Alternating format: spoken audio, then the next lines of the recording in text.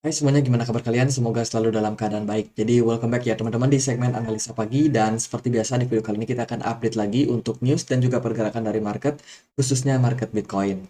Guys, kita ada di tanggal 15 Juli 2023 dan kita akan update seperti apa posisi dari market saat ini. Pertama-tama kita akan mulai dulu dari data monitor Fed Rate Monitor Tool, teman-teman. Ini adalah data soal konsensus dari member FOMC yang sementara ini yakin 95% itu The Fed masih bakal naikin suku bunga pada pertemuan FOMC pada tanggal 27 Juli 2023 jam 1 dini hari.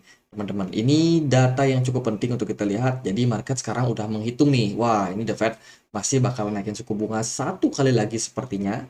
Karena menurut data CPI dan juga PPI ini udah mulai melandai. Tinggal kita temukan data PCE aja nih nanti sebagai konfirmasi bahwa inflasi memang benar-benar sudah mengalami penurunan, dan kemudian mungkin The Fed nggak akan naikin suku bunga lagi di FOMC berikutnya, atau kita bisa bilang pause ya kan, karena memang inflasi sudah berhasil melandai, tinggal mereka pause aja dan menunggu ketika inflasi sudah benar-benar dikalahkan, ya tinggal nunggu pivot aja, dan kemudian ya bull run akan mulai lagi teman-teman. Jadi itu overall kalau kita lihat dari data ekonomi, dari kalender ekonomi nggak ada ya, karena kemarin hari Jumat nggak terlalu banyak event juga, hari ini hari Sabtu juga nggak terlalu banyak event. Nanti kita akan next bahas mungkin di analisa besok soal data-data yang kita akan temukan di hari Seninnya. Itu, kemarin berita itu dibanjiri soal berita kemenangan dari Ripple XRP terhadap SEC, yang mana sudah 2-3 tahun lah. Dari tahun 2020, XRP ini mengalami ataupun dijegal bisa dibilang sama SEC karena dinyatakan Ripple dan juga XRP itu sebagai sekuritas. Maka dari itu, harga XRP waktu itu sempat anjlok ya, anjlok parah, dan juga dia di delisting di berbagai exchange seperti Coinbase contohnya, dan juga exchange-exchange yang lain yang teregulasi di Amerika Serikat. Dan sekarang mendengar berita Ripple sudah dinyatakan tidak atau bukan sekuritas lagi, ini menjadi sentimen yang sangat positif untuk XRP, dan XRP masih berpeluang untuk kembali listing di exchange-exchange yang kemarin itu sempat dia di delisting. Nah, sekarang XRP itu masih belum selesai sebenarnya karena masih ada kemungkinan banding, teman-teman. Ini dinyatakan ya bahwa masih ada SEC mengatakan bahwa saat ini sedang direview dan masih possible untuk appeal atau dinyatakan diajukan banding. Ini hati-hati nih kalau sampai XRP yang sudah mendapatkan keputusan ya kan bahwa dia bukan sekuritas tapi masih diajukan banding, ya itu bisa menjadi sentimen lagi buat XRP, masih goyah lagi kemungkinan. Maka dari itu ya kita siap-siap aja, kasus ini belum selesai secara sepenuhnya, belum selesai sampai akar-akarnya, ibaratkan kayak apa namanya, tanaman itu baru dicabut batangnya doang, akar-akar yang kecil-kecil itu masih teman-teman, dan masih punya peluang untuk kembali berpotensi lanjut lagi kasusnya. Jadi yaitu jangan terlalu euforia. Kemudian berita ini dari Europe. Akhirnya Eropa itu mendapatkan spot Bitcoin ETF pertama mereka di bulan ini. Ini dinyatakan setelah mereka 12 bulan itu melakukan delay untuk launching, teman-teman. Jadi ini datang dari Jacobi Asset Management yang pada bulan Juli 2022 lalu itu mengajukan soal Bitcoin ETF ya di Euronext Amsterdam Exchange. Akhirnya sekarang baru diluncurkan. Jadi ini good news buat ETF yang pertama listing di European atau Eropa. Itu kemudian dari berita yang lain ada Filecoin storage utilization itu naik teman-teman sampai 7%. Reportnya ini cukup bagus ya. Kemarin kita juga sudah sempat bahas sedikit sih, bahas soal mana dia, kita udah posting di komunitas kita. Nah ini Filecoin protokolnya meningkat ya, dengan pembiayaan meningkat sampai 91%, yang menunjukkan bahwa Filecoin ini makin lama makin banyak yang pakai. Ini datanya di kuartal kedua 2023. Dan tentunya ini meningkatkan yang namanya pendapatan daripada Filecoin itu sendiri. Jadi kita tahu Filecoin ini merupakan sebuah proyek berbasiskan dengan storage ya kan, penyimpanan secara decentralized, dan tentunya dengan meningkatnya adopsi daripada Filecoin ini juga meningkatkan yang namanya penghasilan untuk proyek mereka. Karena kan bagaimanapun juga ini adalah sebuah perusahaan ya kan, bukan badan amal. Jadi mereka juga butuh cuan, dan ya karena jumlah penyimpanannya sudah makin banyak, terus orang-orang yang menggunakan penyimpanan di Filecoin juga makin banyak, ya tentunya ini masuk ke kantong perusahaan mereka. Jadi ini good news ya buat Filecoin. Kemudian dari berita yang lain, ini kita ambil dari apa namanya, balance sheet daripada Amerika Serikat yang terus mengalami penurunan. Ini adalah tanda yang sangat bagus karena peredaran uang di market itu semakin lama semakin berkurang. Semakin berkurangnya peredaran uang ini tentunya meningkatkan atau menurunkan yang namanya inflasi. Nah, kalau inflasinya turun, maka target dari The Fed untuk soft landing bisa makin cepat terrealisasi. Kalau makin cepat, tentunya ke depan Fed bisa pivot, kemudian bisa, ya itulah, market bisa growth lagi setelah inflasi dirasa sudah aman.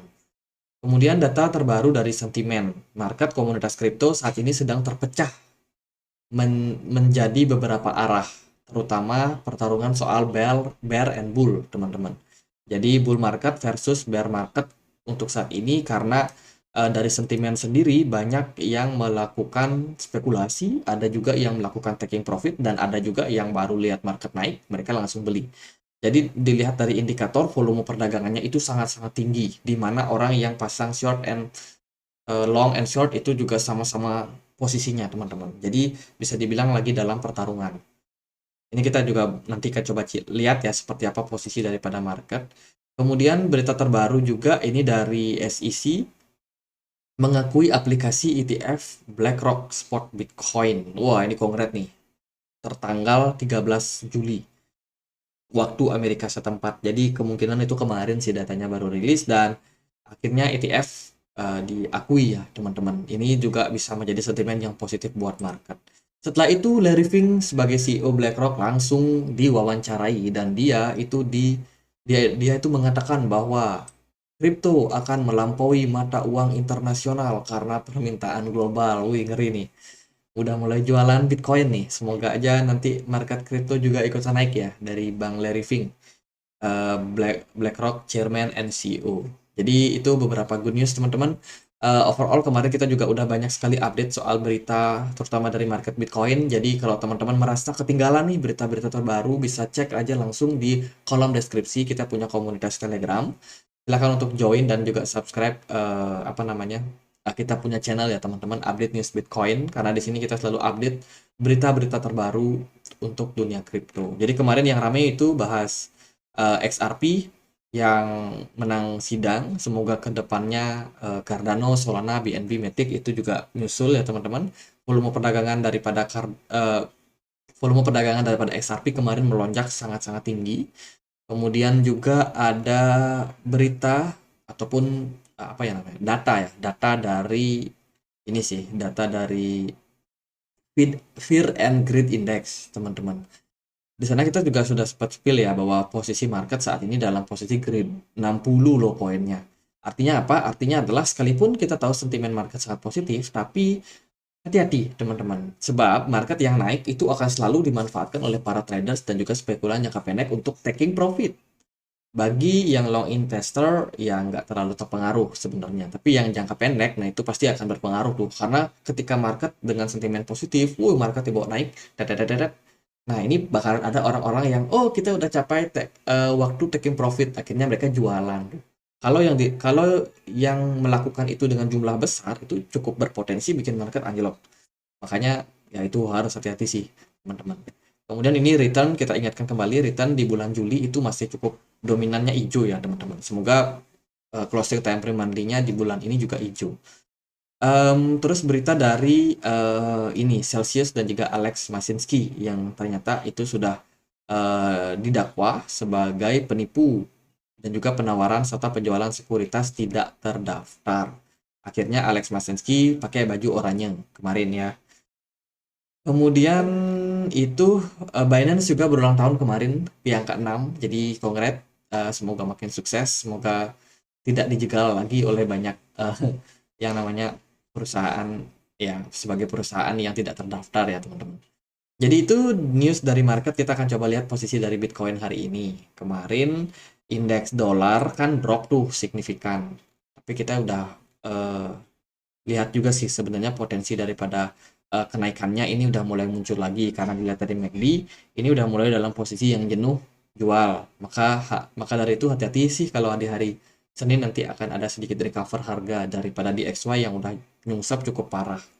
Selain itu juga BTC Dominance kita wanti-wanti kemarin teman-teman, meskipun kita tahu BTC Dominance-nya drop anjlok, tapi dia masih belum menyelesaikan yang namanya pola cup and handle-nya. Jadi masih ada possibility untuk BTC Dominance kembali growth nanti naik teman-teman. Makanya ketika dia turun dan sampai di neckline kisaran 1702 atau 1702 itu masih menyisakan resiko perihal kenaikan daripada BTC Dominance. Jadi buat saat ini rasanya hati-hati dulu. Kecuali kalau nanti dia berhasil keluar daripada pola resistance di sini. Yang berarti pola cup and handle-nya gagal. Nah, di situ baru kita cukup yakin nih kalau altcoin masih bakalan aman ke depannya. Tapi untuk sekarang hati-hati dulu lah teman-teman. Kemudian Bitcoin gimana? Bitcoin kemarin itu dalam posisi yang sempat naik. Tapi akhirnya benar ketika market greed, banyak spekulan, banyak trader yang mengambil langkah antisipasi yaitu taking profit. Udah profit lumayan sekian persen daripada nanti dibanting market, ya mereka taking profit dulu lah. Ditunjang memang sama volume perdagangan yang cenderung tinggi, kemudian juga MACD. Ini MACD masih dalam posisi merah ya guys. Jadi ya kita bisa consider ini mungkin sebagai peluang untuk market koreksi terlebih dahulu. Nah, ada sedikit perubahan yang aku mau lakukan dari analisa sebelumnya. Kemarin kan kita udah lihat nih bagaimana posisi Bitcoin itu mentok ya di kisaran 31.600. Ternyata di perdagangan kemarin Bitcoin itu naik jauh lebih tinggi, yaitu sampai 31.700 something. Maka dari itu, teman-teman, di sini aku izin ralat yang namanya wave 1 yang sudah kita sempat proyeksikan dia mentok sampai kisaran 31.600. Aku akan geser dia ke sini, ke 31.780-an something. Karena kemarin kita udah ternyata create satu wave, satu higher high yang baru. Maka dari itu mungkin saja peluangnya adalah Bitcoin masih bakalan ke level tersebut. Jadi ini sebuah skenario yang bisa terjadi pada Bitcoin untuk antisipasi saja teman-teman. Oke, lalu kemana kira-kira arah dari pergerakan Bitcoin kalau wave satunya itu sudah berubah? Jadi kalau yang saya lihat sih kita bisa ambil dari sini, langsung kita push down, turun sampai level higher, sampai level lower low-nya. Di sini, kurang lebih di sini kita bisa menemukan beberapa potensial yang bisa menjadi level support resistance. Ya, sebenarnya sih nggak jauh-jauh beda ya. Masih di level 29.200 yang mungkin menjadi level tahanan untuk market selanjutnya. Katakanlah kalau nanti Bitcoin akan masuk fase koreksi. Karena kalau kita lihat dari posisi MACD, kelihatannya ini berpotensi banget buat koreksi, teman-teman.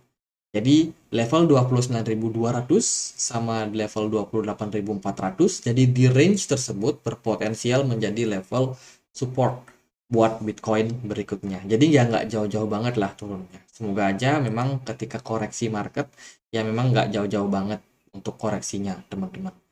Nah, dari posisi saat ini itu akan ditunjang sama posisi daripada closing time frame daily. Kita belum lihat closing time frame daily-nya, tapi andai kata closing time frame daily Bitcoin hari ini itu di bawah dari 30.300, itu mengindikasikan sebuah yang namanya bearish Marubozu atau bearish engulfing ya teman-teman. Jadi kita bisa consider bahwa ini sebagai sinyal bearish jangka pendek untuk Bitcoin, sehingga possibility dia koreksi ke level 29.000 akan lebih terbuka lagi buat market. Setelah itu kemana ya? Setelah itu kita balik lagi ke target Web3 kita, yaitu masih ada di atas guys. Semoga aja memang level 29.000 ini benar-benar solid untuk bisa menahan pergerakan dari market Bitcoin.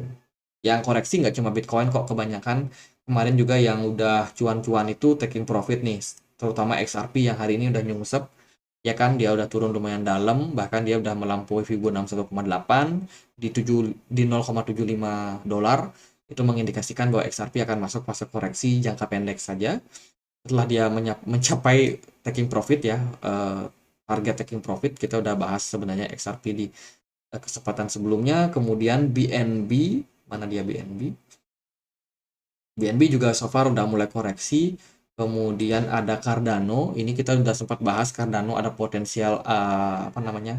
Ascending triangle di analisa kita yang sebelumnya. Teman-teman bisa cek di channel ini, kita sempat bahas Cardano juga udah capai taking profit loh, teman-teman, amazing ya. Dan ya karena udah pada profit, mungkin koreksi dulu. Ya oke lah teman-teman, masih terbilang wajar. Jadi buat long term investor nggak perlu terlalu khawatir. Kenapa? Karena kita masih akan dalam tren kenaikan ke depannya, cuman kita masih membutuhkan waktu koreksi dulu nih untuk ambil barang ya kan. Masa Bitcoin naik tapi bensinnya habis di tengah jalan? Pasti harus cari likuiditas yang lebih banyak nih, karena dari demand itu banyak ya yang ada di bawah, teman-teman. Gitu, sementara Bitcoin secara jangka pendek dia masih bergerak di dalam sebuah channel. Sekali lagi ya, ini belum pasti Bitcoinnya turun. Kita butuh melihat closing time frame daily-nya dulu. Kalau andai kata Bitcoin nanti koreksi, maka konfirmasinya dia harus turun di bawah dari level 29.900. Kalau memang udah drop dari level tersebut dan closing di bawah, ya udah targetnya ya ke sini, teman-teman, ke 29.200 sampai ke 28.400. Jadi siap-siap aja buat yang mungkin ketinggalan ya, bisa mungkin pertimbangkan di level-level tersebut. Sementara itu posisi smart money kosong, tiba-tiba kosong teman-teman, saya nggak ngerti kenapa ya. Karena sebelumnya sangat banyak, terus selling pressure sangat tinggi disertai dengan volume perdagangan yang juga drop cukup signifikan. Tapi kalau kita perhatikan sih di sini sebenarnya bukan tanda ataupun bukan konfirmasi bear market. Jadi kita cuma consider ini sebagai koreksi wajar saja setelah kenaikan yang sudah terjadi. Gitu aja deh buat Bitcoin. Semoga bisa bermanfaat buat hari ini. Weekend ya, happy cuan buat teman-teman yang kemarin udah cuan, yang udah taking profit. Semoga selalu dimurahkan rezekinya, dan kita akan kembali lagi di update kripto esok hari ya teman-teman. Kita akan lihat seperti apa kondisi dari market juga. Jadi gitu aja, semoga bisa bermanfaat, dan kalau ada pertanyaan lain, ada koin lain buat dibahas, silahkan langsung tulis di kolom komentar. Jangan lupa untuk join di komunitas kami di Telegram, linknya temukan di kolom deskripsi. Itu aja, akhir kata saya Andre, makasih.